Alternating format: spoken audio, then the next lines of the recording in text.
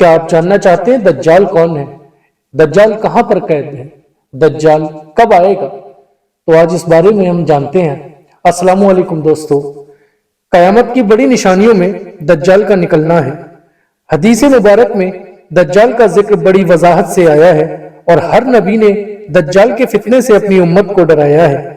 دجال ابھی آیا نہیں ہے اور کسی کو پتا نہیں ہے کہ وہ کہاں ہے، لیکن روح زمین پر ایک صحابی ایسے گزرے ہیں جنہوں نے دجال کو دیکھا بھی ہے، اس سے ملاقات بھی کی ہے اور اس سے بات بھی کی ہے۔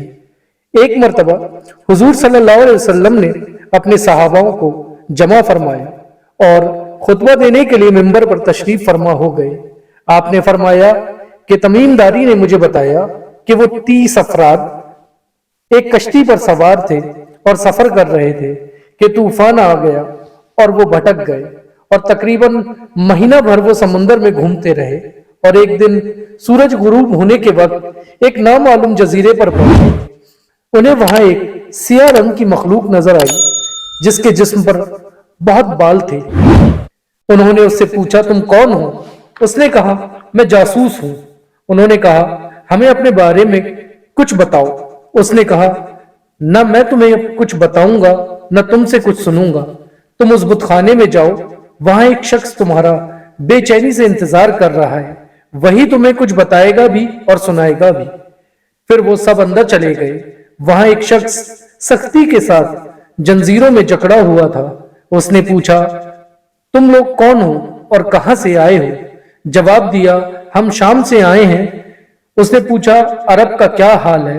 اور ایک شخص وہاں پیدا ہونے والا تھا، اس کا کیا حال ہے؟ یعنی حضور صلی اللہ علیہ وسلم کے بارے میں پوچھا۔ صحابہ نے فرمایا کہ وہ اچھے حال میں ہیں، اور شروع میں ان کی مخالفت ہوئی مگر اب وہ تمام عرب پر غالب آ چکے ہیں۔ پھر اس نے پوچھا، زگر کے چشمے کا کیا حال ہے؟ انہوں نے جواب دیا، وہ بھی اچھی حالت میں ہیں، لوگ اس سے پانی پیتے ہیں، کھیتی باڑی بھی کرتے ہیں۔ پھر اس نے پوچھا، عمان اور بسان کی کھجوروں کا کیا حال ہے؟ انہوں نے کہا، اس میں ہر سال پھل آتے ہیں۔ یہ سن کر اس شخص نے 3 چیخیں ماری اور بولا، میں دجال ہوں، اور کہتا ہے میں ان قریب آزاد ہو جاؤں گا اور زمین کا چپا چپا گھوموں گا اور اس کا کوئی حصہ نہیں چھوڑوں گا سوائے طیبہ کے، کیونکہ مجھ میں وہاں جانے کی طاقت نہیں ہے۔ آپ صلی اللہ علیہ وسلم نے فرمایا کہ مجھے بہت خوشی ہوئی کیونکہ طیبہ یہی شہر ہے۔ بعض روایتوں کی روشنی میں یہ بات بھی کہی جاتی ہے کہ دجال کو حضرت سلیمان علیہ السلام نے قید کیا تھا، اور حدیث پاک کے مطابق یہ مشرق کی طرف موجود ہے۔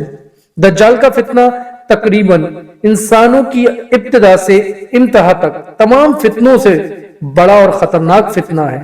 مختلف حدیث میں دجال کا جو حلیہ بتایا گیا ہے وہ یہ ہے کہ دجال ایک جوان مرد ہوگا، اس کا قد لمبا ہوگا اور اس کا جسم موٹا ہوگا، ایک آنکھ سے کانا ہوگا اور اس کی کانی آنکھ ایسی ہوگی جیسے پھولا ہوا انگور، اس کی دوسری آنکھ خون آلود ہوگی، اس کا سینہ چوڑا ہوگا اور تھوڑا اندر کی طرف دھسا ہوا ہوگا۔ دجال کی پیشانی چوڑی ہوگی اور دونوں آنکھوں کے درمیان کاف فا را یعنی کافر لکھا ہوگا۔ دجال کے نکلنے سے پہلے دنیا بہت بری حالت میں ہوگی۔ اس کے نکلنے کے 3 سال پہلے سے اس دنیا میں خشک سالی پھیل جائے گی، علمی اور روحانی قحط بھی برپا ہوگا، دین کے معاملے میں لوگوں میں کمزوری پیدا ہو چکی ہوگی، علماء اور دیندار لوگوں کی قلت ہوگی۔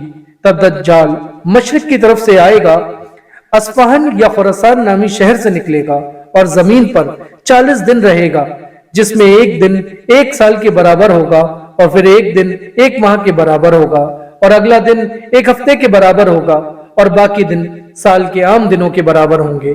اس مدت میں دجال اپنے گدھے پر سوار ہو کر ساری دنیا کا چکر لگائے گا۔ دجال کو کہ ان فتنوں کی وجہ سے اہل ایمان سخت پریشان اور تنگی کے عالم سے بھاگ کر دخان نامی ایک پہاڑ پہ پناہ لیے ہوں گے، لیکن دجال ان کا پیچھا کر کے پہاڑ کا گھیرا کرے گا۔ تب اللہ پاک حضرت عیسیٰ علیہ السلام کو نازل فرمائے گا، اور جب آپ دنیا میں آ جائیں گے تو ان کو دیکھتے ہی دجال پگھلنے لگے گا جیسے پانی میں نمک گھلتا ہے۔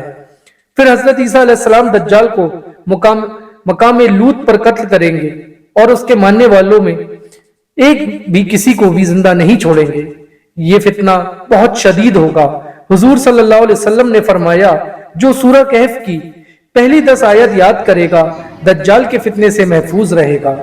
اور آج جو دنیا میں حالات ہیں، جس طرح سے یہودی دجال کے آنے کا انتظار کر رہے ہیں اور دجال کے فتنوں کو جس طرح سے وہ بڑھا رہے ہیں، تو اس سے اللہ تعالی ہم سب کی حفاظت فرمائے.